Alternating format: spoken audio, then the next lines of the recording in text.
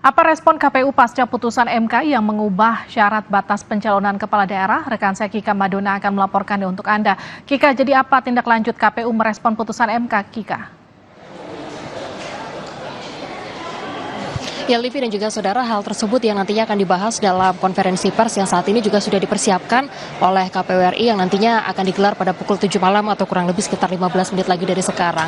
Nantinya hal ini juga akan dijawab langsung oleh Ketua KPU RI yang juga nantinya akan memimpin konferensi pers yang akan berlangsung pada malam hari nanti di JCC Senayan.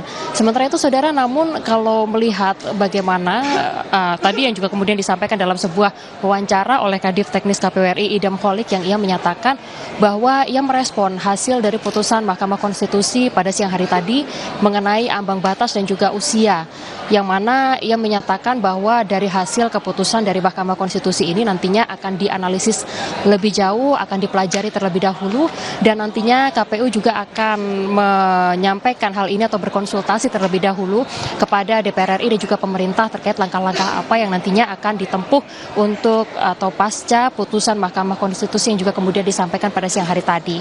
Sementara itu saudara, sebelumnya KPU RI, Mahkamah Konstitusi maksud kami, telah menyampaikan hasil putusannya hari ini terkait dengan ambang batas dari pencalonan kepala daerah dan juga batas usia untuk calon kepala daerah dalam kontestasi pilkada serentak pada bulan Agustus ini.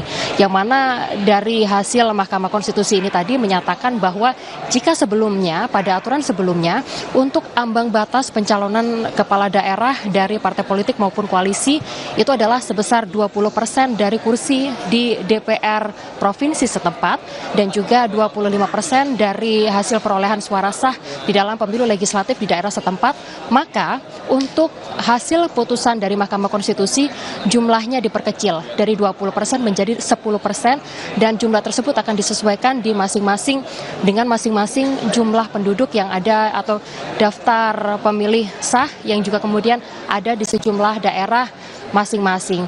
Dan hal tersebut dibagi dalam 4 kategori. Jadi kalau saya tadi sebutkan ada 10%, Livi dan juga saudara, untuk kategori berikutnya yaitu maksud kami adalah 8,5%.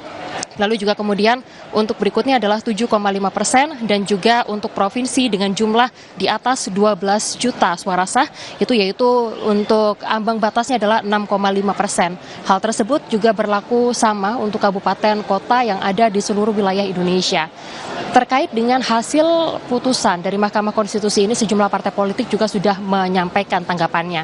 Salah satunya adalah dari PDIP yang tadi juga kemudian disampaikan oleh Sekjen PDIP Hasto Kristianto yang menyatakan bahwa KPU diharapkan bisa menghormati putusan dari Mahkamah Konstitusi dan juga kemudian segera melaksanakan dalam tahapan pemilu 2024 nanti. Hal ini juga kemudian disampaikan terutama juga terkait dengan ambang batas usia yang sebelumnya juga sempat dibahas, di mana kalau berdasarkan Undang-Undang Pilkada pasal 7 yang mana di dalam huruf E ini adalah di dalamnya mengatur untuk calon gubernur dan juga calon wakil gubernur paling rendah adalah berusia 30 tahun pada saat penetapan. Lalu juga untuk bupati dan juga wali kota ini adalah berusia setidaknya 25 tahun pada saat penetapan di pilkada serentak nanti. Harapannya ini yang juga kemudian menjadi harapan untuk PDIP yang tadi juga kemudian disampaikan oleh Sekjen PDIP Hasto Kristianto, KPU bisa melaksanakan apa yang menjadi putusan dari Mahkamah Konstitusi. Namun, jika kita melihat dalam kontestasi pilkada serentak yang akan kita hadapi bersama dalam beberapa waktu dekat ini, sebelumnya juga sempat ada nama putra bungsu dari Presiden Jokowi atau Kaisang Pangarep, di mana tahun ini ia menginjak usia 29 tahun, yang artinya jika dihitung-hitung pada saat penetapan nanti masih ada 4 bulan usia yang atau belum genap 30 tahun Kaisang Pangarep menginjak usia, sehingga dengan adanya peraturan baru dari Mahkamah Konstitusi atau hasil putusan dari Mahkamah Konstitusi ini, maka ia terancam untuk tidak bisa mengikuti kontestasi pilkada serentak pada tahun 2024 nanti.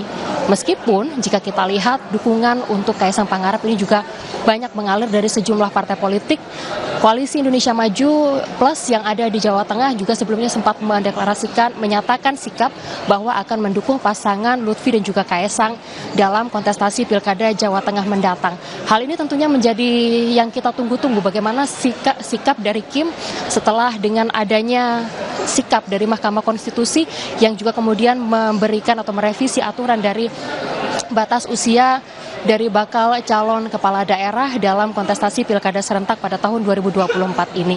Kita tunggu bagaimana nanti dan juga kita masih menantikan apa respon langsung yang akan disampaikan oleh KPU RI dan bagaimana ia menyikapi dengan adanya perubahan atau sikap dari hasil putusan dari Mahkamah Konstitusi yang juga kemudian melakukan perubahan terkait dengan parliamentary threshold dan juga terkait dengan batas usia bakal calon kepala daerah yang mana untuk konferensinya kurang lebih akan berlangsung sekitar 10 menit lagi. Demikian Livi.